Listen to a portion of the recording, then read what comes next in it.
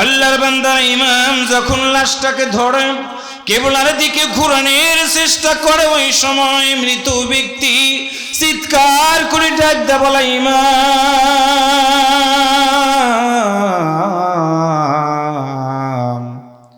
এমন একটা ঘরের ভিতরে তুমি রেখে গেলাম আমারে, এই ঘরের একটা দরজাও নাই, জানালাও নাই, এই ঘরের ভিতরে আমার মা নাই, বাবা নাই, আমার কলিজার টুকরো সন্তান কেউ নাই, কেউ নাই, এই মাটির কবরের ভিতরে আমি কেমনে থাকবো? পারবো না, পারবো না। কোনো কথা আমাদের কানের ভিতরে ঢুকবে না।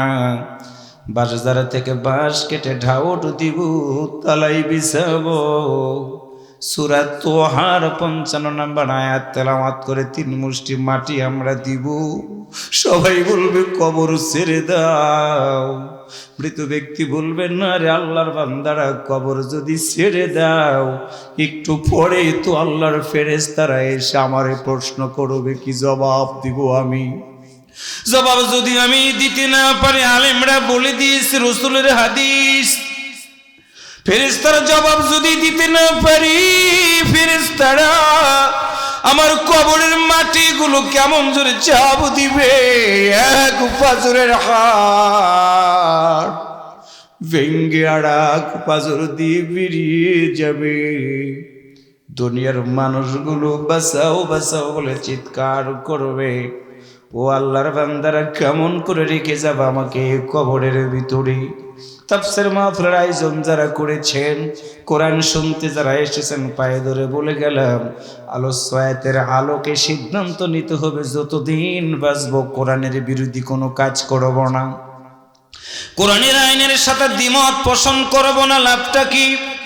আপনার কবর ছেড়ে দিয়ে চলে আসবো, আল্লাহর ফেরেশতা কবরের ভিতরে এসে প্রশ্ন করবে, মান রব্বুকা, বলো তোমার রব কে?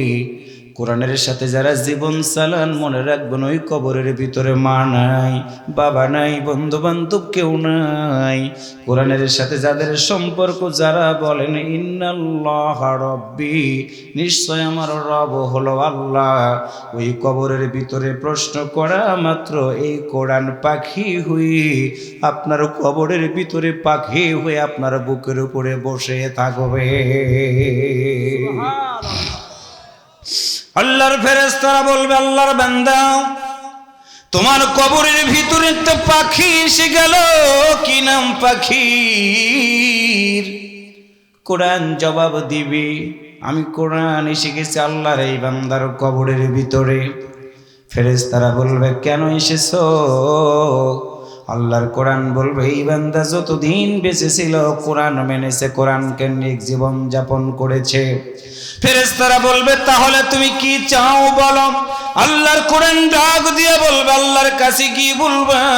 আল্লাহর এই যে বান্দাটা দুনিয়াতে কোরআন মেনে জীবন চালিয়েছে, আল্লাহর কাছে গিয়ে বলো, ওই বান্দার জন্য আমি আল্লাহর জান্নাত চাই। সুবহানাল্লাহ, জোরে বলেন। আল্লাহর ফেরেশতা একটা দৌড় দিয়ে আল্লাহর দরবারে গিয়ে বলবে, গো আমার রব, সৈয়দপুর কবরস্থানে গিয়েছিলাম, তোমার বান্দা তোমার বান্দিকে প্রশ্ন করি আমি, কিন্তু তোমার বান্দা বান্দি জবাব দেয় না। আল্লাহ কোরআন তোমার বান্দা বান্দির কবরের ভিতরে জবাব দেওয়ার জন্য হাজির হয়ে গেছে। আল্লাহ তখন বলবে, ফেরেশতারা বলে, এটা কি সেই কোরআন যেই কোরআনের জন্য আমার নবী 3টা বছর শিয়াবে আবি তালিবে জেলখানার ভিতরে বন্দী ছিল, খাবার দেয় নাই, গাছের পাতাগুলো খেয়ে আমার নবী জীবন যাপন করেছে, পায়খানাগুলো ছাগলের মলের মতো হয়ে গেছে। দরদের নবী কোরআন ছেড়ে দেয় নাই। ফেরেশতারা বলবে, হ্যাঁ আল্লাহ, এটা সেই কোরআন। আল্লাহ বলবে, বলো এটা কি সেই কোরআন যেই কোরআনের জন্য আমার নবী উহুদের ময়দানে দন্দন মোবারক শহীদ করেছে?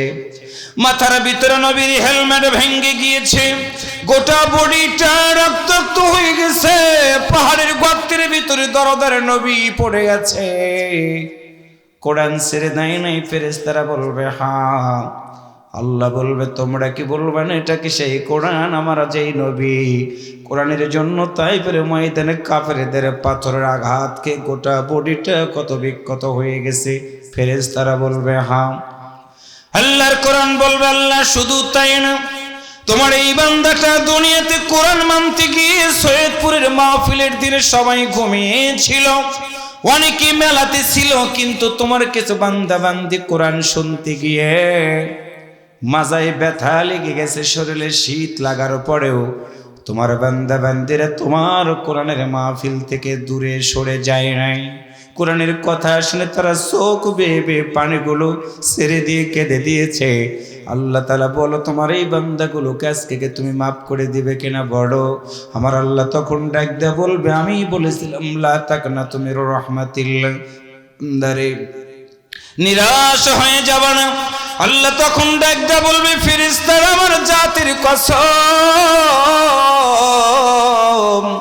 আমার যে বান্দা বান্দিরা দুনিয়াতে থাকতে কোরআন মেনেছে, সেই কোরআন কেন্দ্রিক জীবন যাপন করার জন্য সিদ্ধান্ত নিয়ে যতদিন বেঁচেছে আমি আল্লাহকে রব হিসাবে মেনে নিয়েছে, আজকে আমি আল্লাহ তোমাদের জন্য একটা সুসংবাদ দিয়ে দিলাম, শুনে রাখো। আমার এই কোরআনওয়ালা বান্দা বান্দিকে আর একটাও প্রশ্ন করবা না, একটা আদেশ করে দিয়ে দিলাম, আমার বান্দা বান্দির কবরটাকে জান্নাত পর্যন্ত প্রশস্ততা দান করে দিয়ে দাও।